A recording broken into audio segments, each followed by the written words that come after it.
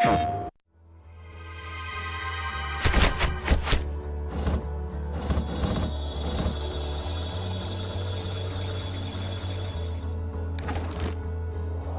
wanted to have a big world for Watch Dogs, and it is. I mean, you can drive a very fast vehicle and cross the city, and we wanted to keep all the details and all the density of the city as you crossed it, and at 200 miles an hour. But more importantly, we wanted to have a deep city. We wanted depth. We wanted a lot of density.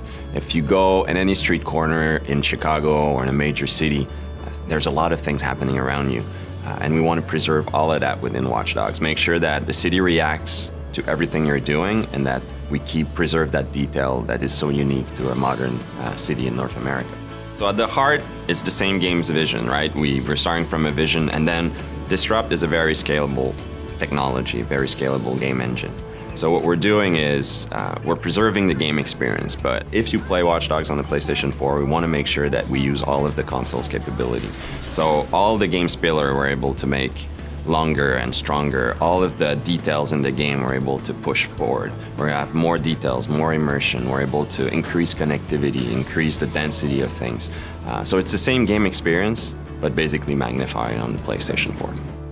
It's not just the capacity of new machinery, it's also the capacity of players to create, to interact, to socialize. So when we started to talk about Watch Dogs to Sony, they got it immediately.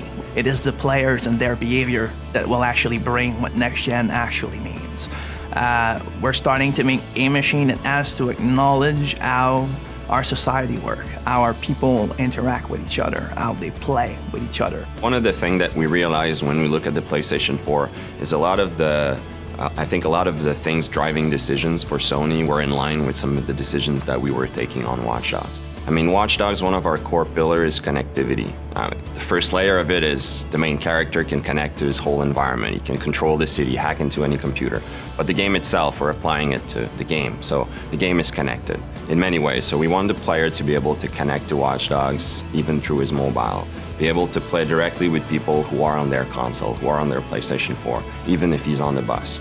Basically being able to be attached to our game world, even when he steps out of the living room. We are definitely in Watch Dogs exploring very new way of expressing what online could be, what it means to be connected, especially in a game where connectivity is at the heart of it. We want the player to be surprised when he meets other players. We want him to be able to go from single player to multiplayer without having to go through a lobby, to menus, to various game settings.